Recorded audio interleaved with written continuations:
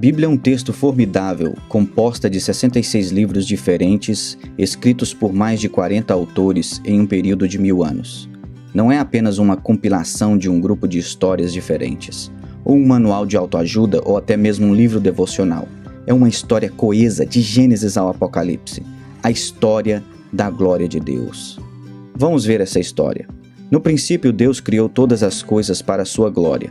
Como coroa da criação, ele fez o homem para que Deus pudesse compartilhar a si mesmo com outros. Ordenou para sermos férteis, multiplicar e encher a terra com a glória de Deus. Mas o homem decidiu não confiar em Deus e que ele estava escondendo alguma coisa de nós.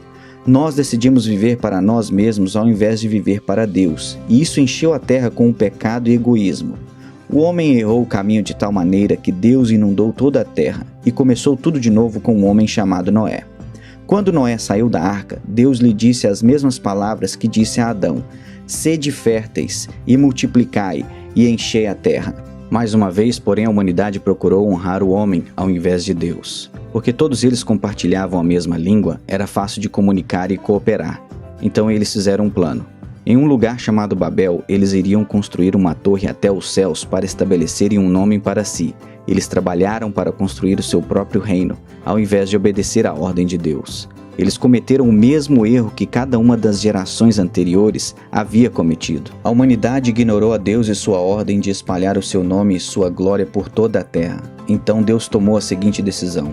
Ele confundiu as línguas das pessoas para que elas não pudessem mais facilmente comunicar entre si. Naquele momento, Deus formou a diversidade entre tribos e povos do mundo. Assim, diferentes grupos de pessoas se espalharam para o norte, o sul, o leste e o oeste. Dessas nações, Deus escolheu um homem chamado Abraão e fez uma aliança com ele. Deus disse a Abraão que ele iria abençoá-lo e todos os seus descendentes, transformando-os em uma grande nação que iria abençoar todas as outras nações. Deus eventualmente nomeou esta nação Israel, e ele começou a demonstrar sua glória através deles de muitas maneiras. Deu-lhes um conjunto de leis para viver de modo que eles poderiam ser separados, vivendo uma vida santa diante de todas as outras nações. Ao fazer isso, eles se tornariam um sacerdócio real, mediando entre Deus e o homem. Obedecendo seus mandamentos diante das nações, Israel iria encorajar e incentivar as pessoas a amar a Deus e amar os outros. Deus também deu a Israel um lugar geográfico especial sobre a terra,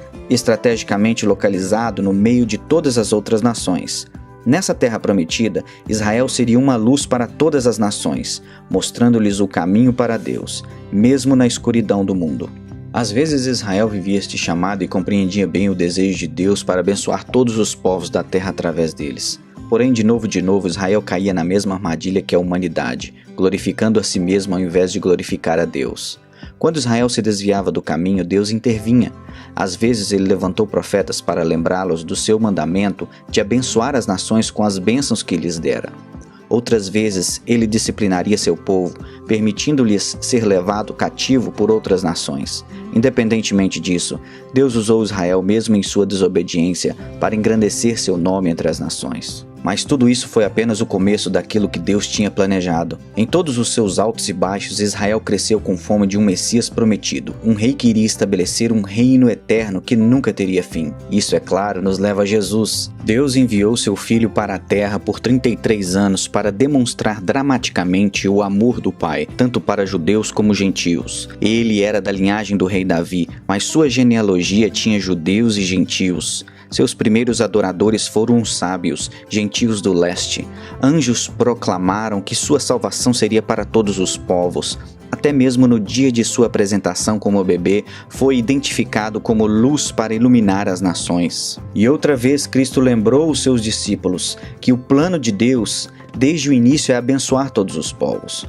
Sua vida exemplificou esta mensagem perfeitamente. Ele ficou furioso quando o templo não estava sendo usado como uma casa de oração para todas as nações.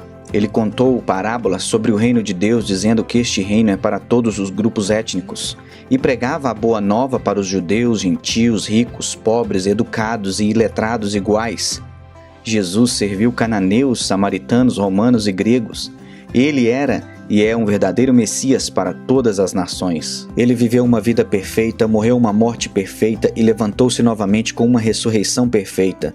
Então ele nos mandou: ide, fazei discípulos de todas as nações. As palavras perfeitas para resumir seu ministério. Ele nos disse que este evangelho do reino deve ser proclamado em todo o mundo, em testemunho a todas as etnias, e então virá o fim. Nós vemos o início disto quando o Espírito Santo encheu os discípulos no Pentecostes e proclamou as maravilhas de Deus em várias e diferentes línguas do mundo. Também a continuação quando Cristo chamou Paulo e outros apóstolos para pregar o evangelho aos gentios. Ele continua até o dia de hoje. Estamos à espera do fim que vemos em Apocalipse, quando o Cordeiro de Deus adquiriu com o seu próprio sangue cada nação. Essas pessoas vão formar uma multidão que ninguém pode contar, de toda tribo, língua, povo e nação, dizendo: a salvação pertence ao nosso Deus que está sentado no trono e ao Cordeiro. Essa é a história da Bíblia. Uma única história coesa de capa a capa. A história de Deus, a história de sua glória entre todas as nações. Mas não pode vir a ser concretizada até que todas as nações escutem esta história. Ele te convida para essa história. Ele te convida para essa missão. Qual será a sua participação?